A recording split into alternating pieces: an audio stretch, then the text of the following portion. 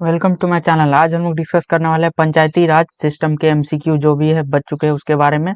पंचायती राज के most MCQ के बारे में आज हम लोग डिस्कस करेंगे। आइए देखते हैं सबसे पहला एमसीक्यू क्या है। Which of the following committee is not related to Panchayati Raj in India. यानी इनमें से कौन सा कमिटी जो है पंचायती राज सिस्टम से संबंधित नहीं है। तो शाहिद अली कमेटी ये संबंधित है, एलएम सिंघी कमेटी ये भी संबंधित है, पी ऑफ थुंगन कमेटी ये भी संबंधित है, लेकिन दिनेश गोस्वामी कमेटी जो है ये पंचायती राज सिस्टम से संबंधित नहीं है। तो इसका कौन सा ऑप्शन हो जाएगा? Option D. नेक्स्ट क्वेश्चन क्या है? पंचायती राज इज इंक्लूडेड, यानी पंचायती राज सिस्टम किस लिस्ट में इंक्लूडेड है? या यूनियन लिस्ट, या स्टेट लिस्ट, या कंकरेंट लिस्ट, या नन ऑफ द अबव। इसका कौन सा ऑप्शन हो जाएगा? Option B. यानी पंचायती राज सिस्टम जो है स्टेट लिस्ट में जो है संबंधित है। स्टेट लिस्ट में जो है इसे रखा गया पंचायती राज सिस्टम को। आइए देखते हैं नेक्स्ट क्वेश्चन क्या है।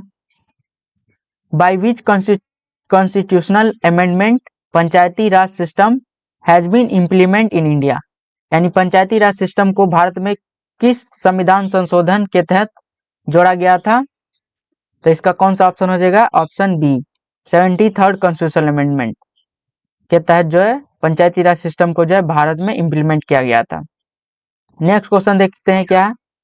Under which article panchayat have been given constitutional status. यानी पंचायती राज सिस्टम को जो है कॉन्स्टिट्यूशनल स्टेटस संविधान के किस आर्टिकल में से दिया गया है? संविधान के किस आर्टिकल के तहत जो है इसे संवैधानिक दर्जा प्राप्त किया गया है? तो इसका कौन सा ऑप्शन हो जाएगा? ऑप्शन ए, यानी article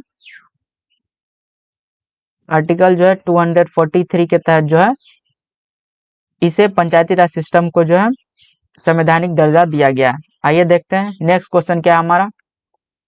the most important part of the panchayat system is, यानी पंचायती राज सिस्टम में सबसे मोस्ट इंपोर्टेंट पार्ट क्या है?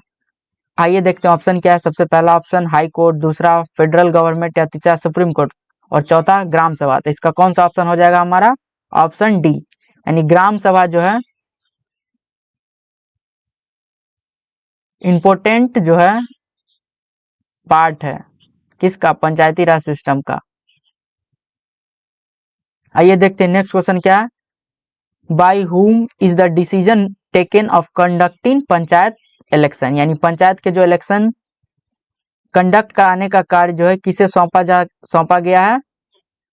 तो स्टेट गवर्नमेंट, यानी राज्य सरकार जो है, यानी स्टेट गवर्नमेंट जो है, यानी राज्य सरकार जो है के अंदर ही पंचायत के जो इलेक्शन कंडक्ट कराने की जिम्मेदारी सौंपी गई है, यानी राज्य सरकार को, यानी स्टेट गवर्नमेंट को ही।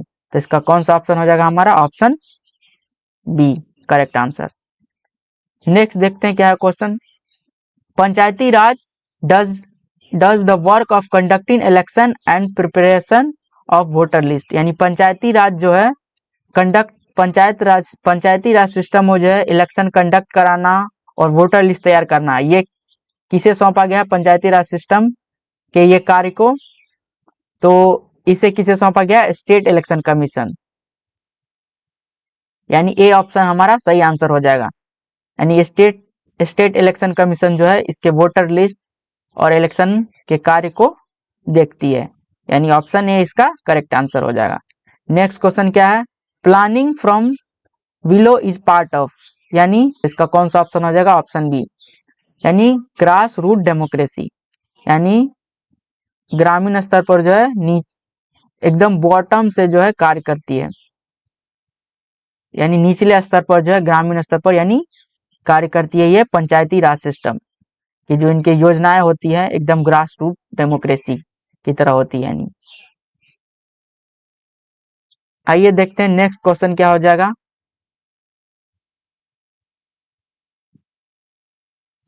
On which of the following the municipal corporation is not empowered to levy tax.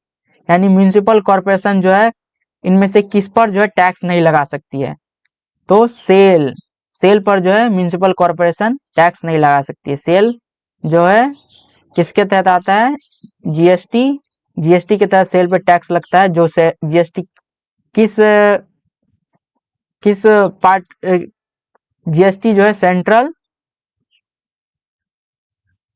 Government का जो है, सेंट्रल गवर्नमेंट जो इस पे टैक्स लगाती है सेल पे, न कि म्यूनिसिपल कॉर्पोरेशन के द्वारा लगाया जाता है। आइए देखते हैं नेक्स्ट क्वेश्चन क्या है हमारा। After the election no confidence motion can be presented against the sarpanch, यानी सरपंच के खिलाफ जो है, इलेक्शन के बाद सरपंच के खिलाफ जो है अविश्वास प्रस्ताव कब लाया जा सकता है? तो इसका कौन सा ऑप्शन हो जाएगा? ऑप्शन डी, यानी ऑप्शन डी जो है क्या है, 2 वर्ष के बाद, यानी पंचायत इलेक्शन होने के बाद, जो है 2 ईयर के बाद जो है सरपंच के खिलाफ अविश्वास प्रस्ताव लाया जा सकता है, लेकिन इसी शर्त पे लाया जा सकता है जब ग्राम के जो है, ग्राम पंचायत के जो है 20% मेंबर